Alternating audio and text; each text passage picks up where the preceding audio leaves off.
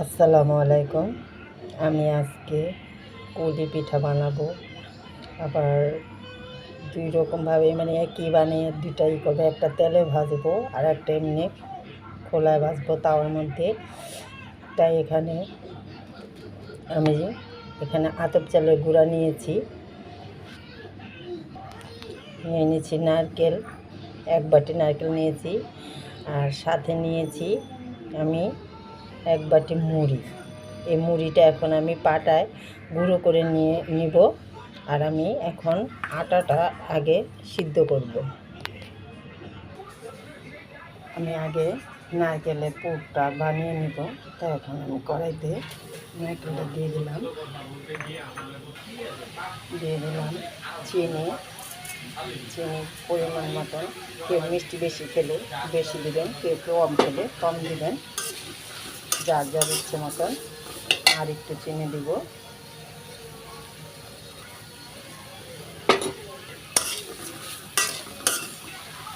দিয়ে দেব একটা দারচিনি আর 2টো এলাচ। এখন আমি এই যে মুড়ি গুঁড়ো করে নিয়েছি, একটু মুড়ি দিয়ে দেবো, গুঁড়ো মুড়ি দিয়ে দেব। এটা দিলে কি একটু আঠালো ভাব হবে, মানে এটা খুব সুন্দর লাগে, একটা মুড়ি ঘ্রাণও আসে। এখন এটা ভালো করে নেড়ে চেড়ে নেব।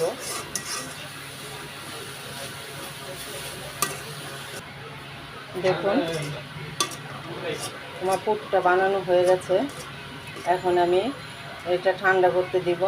আর আটাটা একটু আমি সিদ্ধ করে নিব রুটি বেলার জন্য। পানিটা বসিয়ে নিচ্ছি আগেই। এখন আমি একটু লবণ দিয়ে দেব, লবণ দিয়ে একটু নাড়াচাড়া করে নেব। এখন আমি আটাটা দিয়ে দেব।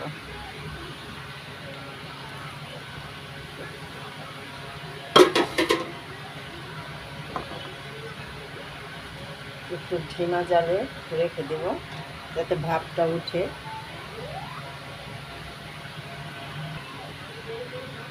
ঢাকনা দিয়ে ঢেকে দিলাম।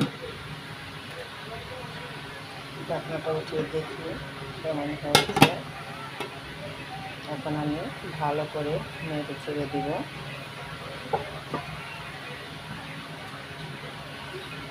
দেখুন সিদ্ধটা হয়ে গেছে। এখন আমি এটা নামিয়ে ঠান্ডা করে নিই। দেখুন গোটা বানিয়ে নিলাম। এখন আমি এটা রুটি বেলে নিব।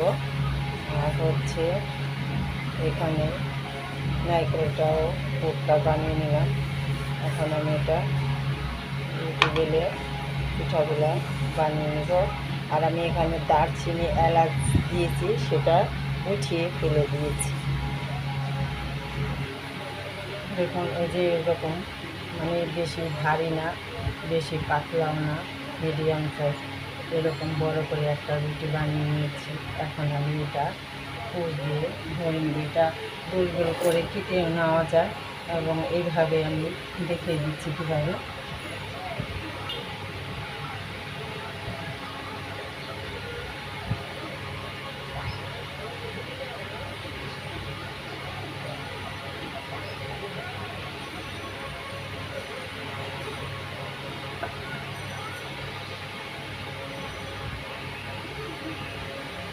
এভাবে আঙুল দিয়ে চেপে চেপে আমি পুরটা ভরে নিলাম। এখন আমি এখানে আমার একটা কাটার আছে, সেটা দিয়ে এভাবে একটু কেটে নেব।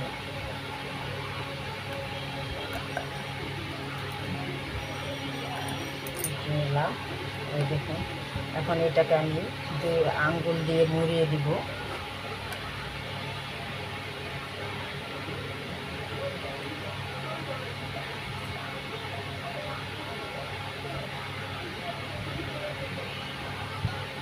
দেখুন এই যে এভাবে আমি সবগুলো বানিয়ে নেব।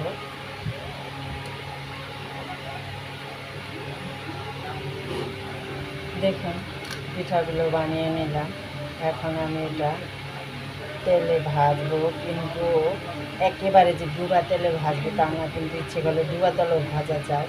এই পিঠাটা ময়দা দিয়েও বানানো যায়, আবার দুধে ভিজায়, তো এটাকে বলে পুলি পিঠা। আর শুকনা, এটা হচ্ছে শুকনা পুলি পিঠা। তাই এখন আমি এটা তেলে, অল্প তেলে আমি এটা ভেজে নিই।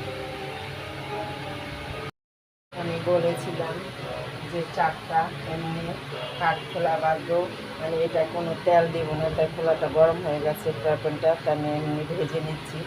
এটা ছোটোবেলা নানি বাসায় বেড়াতে গেছি, তখন আমি দেখছি যে এভাবে ভেজে খায়। ভাজলে এটার একটা ঘ্রাণ আসে, এই ভাজার ঘ্রাণটাও খুব ভালো লাগে। তাই আমি এখানে চারটা আমি এভাবেই ভেজে নিব। এখন আমি উল্টিয়ে দিই, দেখি এই যে পিঠটা একটু লাল হয়েছে, এই যে পিঠটাও লাল হয়েছে। এই দেখুন ভাজা হয়ে গেছে।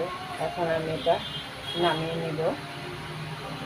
এখন আমি অল্প পরিমাণে তেল দিয়ে দিব। আমি বলেছি অল্প তেলে আমি পিঠাগুলো ভাজবো, ডুবো তেলে ভাজবো না। তেলটা গরম হয়ে গেছে, এখন আমি পিঠাগুলা দিয়ে দিব।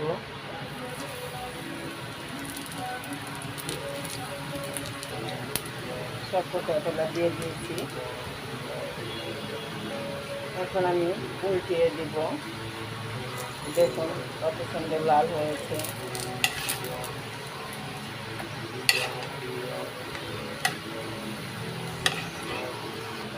দেখুন পিঠাগুলো ভাজা হয়ে গেছে, এখন আমি উঠিয়ে নেব।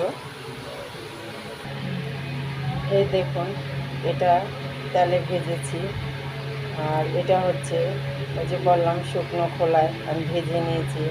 এটা হলো অনেকে যেমন তেলের জিনিস খেতে পারে না, তেলে খেলে অনেক সমস্যা হয়, গ্যাস্ট্রিকের সমস্যা করে, কিন্তু এটা খেলে কোনো সমস্যা হবে না, কারণ এটার মধ্যে তেল নাই।